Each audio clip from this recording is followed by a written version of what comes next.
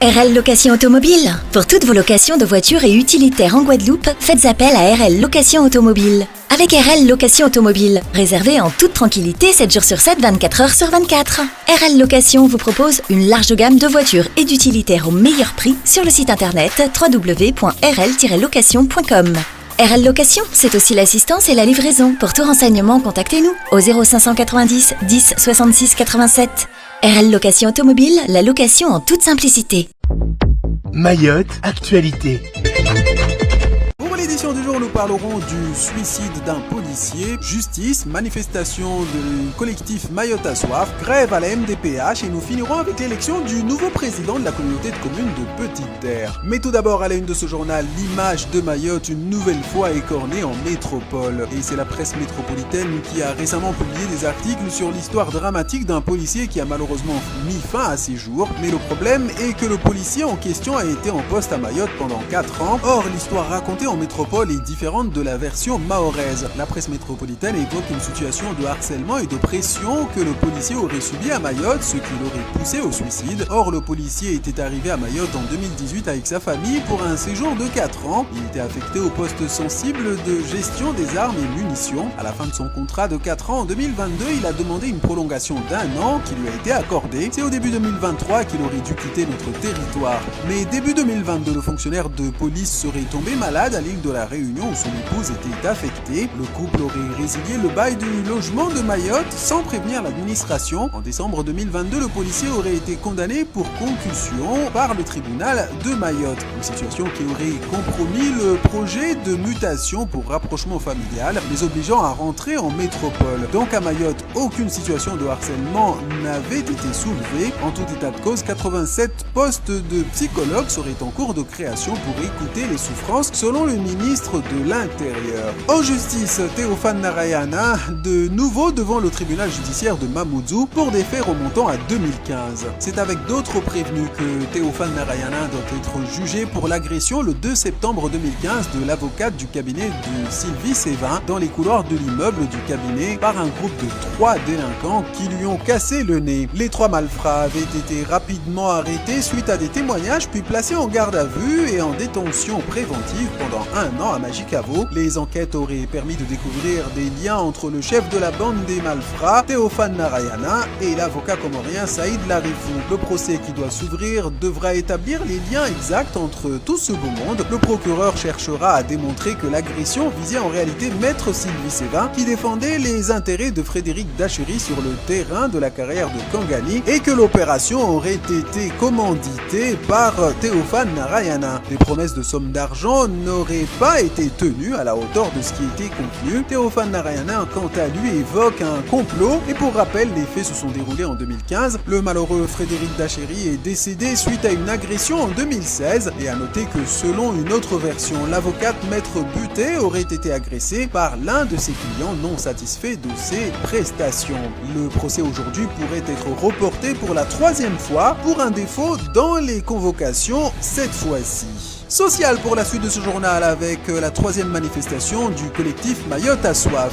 Et pour cette 3e manifestation, le collectif Mayotte a soif avait choisi de faire un rassemblement hier, lundi 6 novembre, au jardin de la place à Dzaoudi. Mais ce 3e rassemblement n'a connu qu'une faible mobilisation. Racha Mousdikoudine, porte-parole du collectif, a déclaré, je cite, « On est 8 dans cette manifestation, ça veut dire que nous n'avons pas compris la gravité de la situation dans laquelle nous sommes. Ça veut dire qu'on pense que demain les choses vont s'arranger. Non, les choses ne vont pas s'arranger, il n'y a pas de pluie. » Fin de citation. La porte-parole a pointé du doigt le manque d'investissement des politiques dans la mobilisation de la population. Et ceux qui s'étaient mobilisés pour les premières manifestations, les personnels de santé notamment, ainsi que le collectif des citoyens de Mayotte, n'étaient pas présents. Le collectif Mayotte a soif compte poursuivre ses actions en justice avec une mise en demeure collective contre la SMAE. Mais le manque de mobilisation d'hier ne doit pas cacher que la crise de l'eau est encore bien présente à Mayotte. Et comme on dit chez nous Jishtema. Suite de ce journal dans le social avec la situation de la MDPH. Nous vous en parlions dans nos précédentes éditions. Le conflit social de la MDPH dure depuis environ un mois et la situation ne semble pas évoluer dans le bon sens. Des discussions ont bien eu lieu depuis le début du mouvement, mais elles ne semblent pas satisfaire les agents de la MDPH. Chaque parti semble camper sur ses positions. Et pendant ce temps, évidemment, les premières victimes sont les personnes en situation de handicap avec des dossiers qui ne sont pas traités. Et la situation semble se dégrader davantage puisqu'il semblerait que le personnel mis à disposition par le conseil départemental de Mayotte ait fait part de sa volonté de réintégrer leur poste, une demande acceptée dans la foulée. La MDPH semble donc se vider de son personnel. Cette situation impactera lourdement les personnes en situation de handicap qui ont besoin de l'accompagnement de la structure. À terme, c'est Mayotte qui pourrait être privée de MDPH alors qu'il s'agit d'une structure qui rapprochait Mayotte du droit commun. Je vous propose de clôturer cette édition politique, toujours en Petite Terre où les choses continuent de bouger. Suite à l'élection de Seyd Omar Wali, ancien maire de Dzaoudi l'Abattoir et ancien président de la communauté de communes de Petite Terre au poste de sénateur de Mayotte, un poste qui ne peut cumuler avec un mandat d'exécutif local. Il fallait aussi que les élus locaux procèdent à son remplacement au poste de président de l'intercommunalité. L'élection a eu lieu dimanche matin et c'est le Pamandien Archadi Abbas qui a été élu président. Une élection moins simple qu'à Dzaoudi l'Abattoir, pas d'unanimité. Néanmoins, les deux communes disposent chacune de 5 postes de vice-président. A noter que le nouveau président de l'intercommunalité fait partie de l'opposition de Madi Souf et toute la difficulté sera pour lui de transférer les dossiers de Pamandie financés par le département, notamment la réfection des voiries, et bien de les transférer de la commune de Pamandie immobile à l'intercommunalité. En outre, devrait rapidement se poser la question de la légitimité de Madi Souf au poste de président de l'association des maires alors qu'il a des difficultés politiques sur son propre territoire. D'ailleurs, à propos d'embouteillage,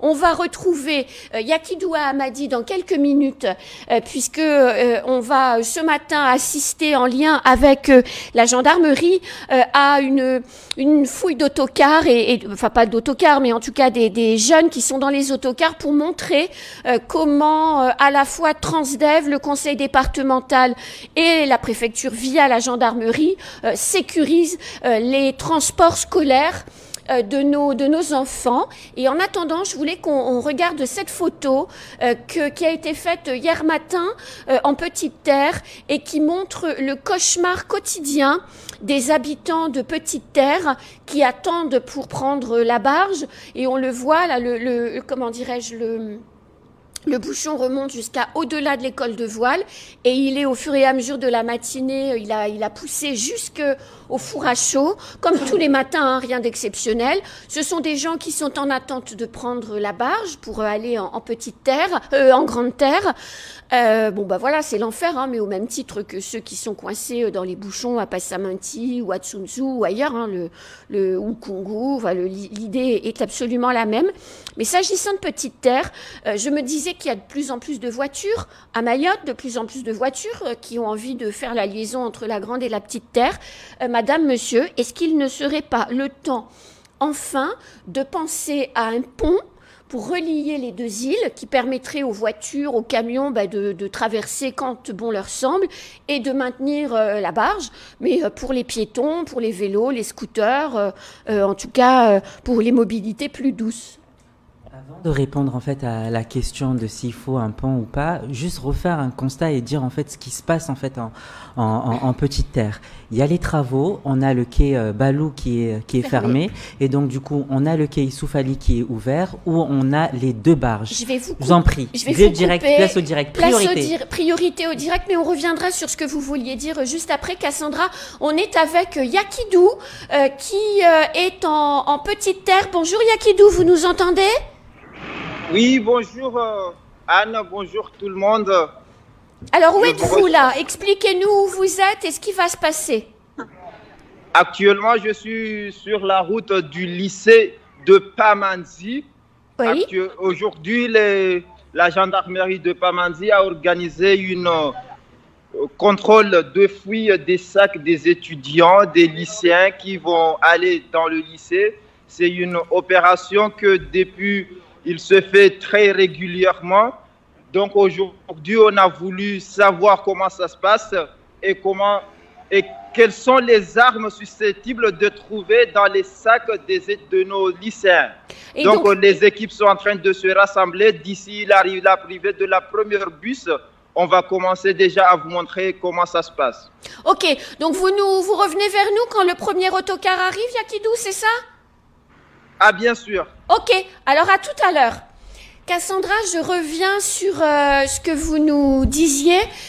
Vous étiez en train de parler de la circulation des flux de voitures en petite terre et je vous ai coupé. Exactement. Donc j'étais en train de dire que le quai Ballot est actuellement fermé pour travaux, qu'il n'y a qu'un seul quai, le quai Issouf Ali, qui fait la barge normale donc à Pile et à l'Admi, et ils accueillent également l'amphidrome donc à Car et à 45. Donc du coup on a un seul quai pour ces deux barges. Et donc pour pallier à ça, ils ont fermé le parking qui était près de Issouf Ali. Ils ont mis en place donc des voies supplémentaires pour pouvoir en fait accueillir les automobilistes.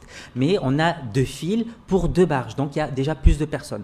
Pour pallier à ça, le conseil départemental, ils ont décidé de mettre des lignes de bus supplémentaires, des lignes qui partent de Dzaoudzi, des lignes qui partent de Pamandzi. Ils ont également mis des minibus de 9 places pour aller dans des petits endroits pour mais pouvoir passer. Mais ça marche parce que le bouchon, il n'est pas plus grand avec 2 barges qu'avec une seule. Exactement. Les bus comme les taxis sont remplis et donc du coup ça vient sur la file. Mais du coup comme ces bus sont suffisamment grands avec les voitures, avec les poids lourds, ça fait en fait des files supplémentaires et ça crée en fait des embouteillages.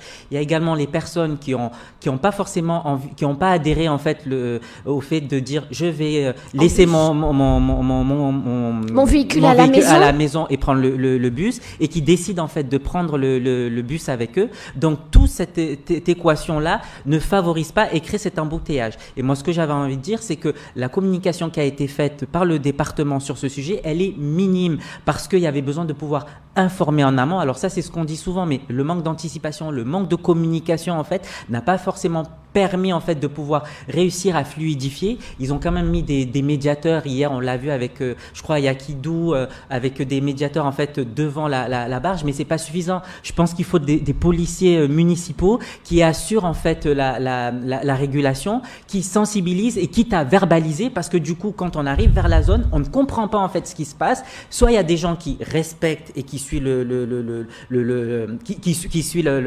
la circulation, soit il y a des personnes qui ne respectent pas et donc du coup ils font comme bon semble, ils se garent là où ils ont envie de se garer, ils passent là où ils ont envie de passer et résultat c'est un vrai bordel et ça va durer pendant 6 mois. C'est inadmissible. Moi je pense vraiment qu'ils doivent accentuer davantage leur communication, mettre les moyens en prévention, en sensibilisation et même en répression parce que c'est nécessaire. Et pour répondre à votre question de si oui ou non il faut une barge, moi un pont, moi je pense pas parce que ces travaux vont permettre peut-être d'améliorer la mobilité, mais je pense plutôt qu'il faut améliorer en fait et développer les mobilités sur ce territoire-là avec améliorer l'existant sur les taxis, donc les structurer en mettant des arrêts de bus, mais en mettant en place des navettes. Là, on a l'exemple en fait de ces navettes qui sont on va dire un faux test parce qu'on accueille les personnes, mais ça peut être un test qui peut être concluant et de pouvoir les navettes sont pleines. Voilà, donc de pouvoir le poursuivre et de le mettre en place. Donc pour moi, c'est un vrai sujet. Écoutez, en tout cas, c'est un nouveau défi. C'est un défi pour le nouveau maire, en tout cas, qui est actuellement en place. Dzaoudzi l'abattoir, c'est vrai que les embouteillages existaient déjà avant les travaux, même si aujourd'hui ce sont exacerbés, même si aujourd'hui c'est exacerbé. Ce qu'il faut voir, et on le voit aussi sur la photo qui est actuellement à l'écran, la voirie déjà n'est pas adaptée. Par rapport à la situation. C'est la voirie doit être absolument repensée. C'est une voirie qui est extrêmement dangereuse. Mais la voirie, est-ce qu'elle peut être adaptée, Christophe, étant entendu que le boulevard des Crabes, sur lequel on est là, est en dessous du niveau de la mer et qu'à chaque fois qu'il y a des grandes marées, le boulevard est envahi. La question n'est pas que est-ce que la voirie peut être adaptée. La question, la voirie doit être absolument adaptée, surtout si on parle par exemple de piste longue. La piste longue, ça veut dire qu'on va avoir une augmentation circulation des flux des passagers. Bien sûr. Si on reste avec une voirie comme ça, on va avoir une aggravation, en tout cas de la situation des embouteillages. Alors, moi, quand j'ai réfléchi comme ça extrêmement rapidement, après je suis pas urbaniste, mais moi au contraire, je pense que le pont est une solution, c'est une solution alternative, hein, en même temps que la barge. Après, le pont, ça ne va pas non plus résoudre la problématique de l'embouteillage, hein. Je pense qu'il y a toute une réflexion. Après, pourquoi pas aussi limiter les voitures aux petits terriens. En améliorant derrière, bien sûr, et ça c'est primordial, la desserte de l'aéroport, mais aussi les services communs, sur des petite terre. Personnes qui arrivent par l'avion de louer une voiture à l'aéroport et de vouloir dès l'aéroport avoir leur voiture. Non, tout à fait, mais en tout cas les voitures qui seront à l'aéroport, les voitures en location qui seront à l'aéroport, c'est un parking qui est limité, hein, on peut pas en prendre 10 000. Les voitures, elles partent, elles reviennent forcément. Donc à partir de là, non. Mais par exemple pour les grands terriens qui vont en petite terre, il faudrait peut-être, c'est une solution que j'ai mis ici, hein, il faudrait peut-être penser à une limitation, en tout cas des voitures des grands terriens. En fait, je pense que la chance que l'on a, en tout cas en petite terre, c'est un territoire qui est tout petit. Oui. Donc les solutions qu'on peut apporter, on voit tout de suite les résultats. On le voit notamment avec les navettes qui ont été mises en place, qui sont tout de suite bondées. Bien Donc on sait tout de suite c'est une très bonne idée. Donc on peut essayer d'améliorer. Il faut absolument améliorer cela. Il faut absolument aussi repenser la voirie, et ça c'est primordial pour la question, pour l'avenir et pour la piste longue. C'est vraiment la zone autour de la barge au niveau du Youssouf Ali qu'il faut vraiment améliorer et aménager pour qu'il y ait plus de fluidité. Et donc je pense que c'est le travail qui est en train d'être opéré pour permettre en fait de pouvoir avancer. Parce que le boulevard des Crabes, comme vous l'avez dit, c'est sous le niveau de la mer. Je sais pas si alors après il faut laisser place aux urbanistes, voir s'il y a la possibilité d'élargir ou pas. Ça serait idéal, mais je pense que c'est compliqué. Mais c'est vraiment cette zone-là. Et puis, quand on va réouvrir le quai Balou, ça va permettre en fait de pouvoir pouvoir en fait faire les trajets. Peut-être aussi qu'il faut augmenter, et ça a été dit par un automobiliste, d'augmenter en fait le nombre de barges le nombre de rotations entre petite terre et grande terre. O-News Radio sur outremernews.fr.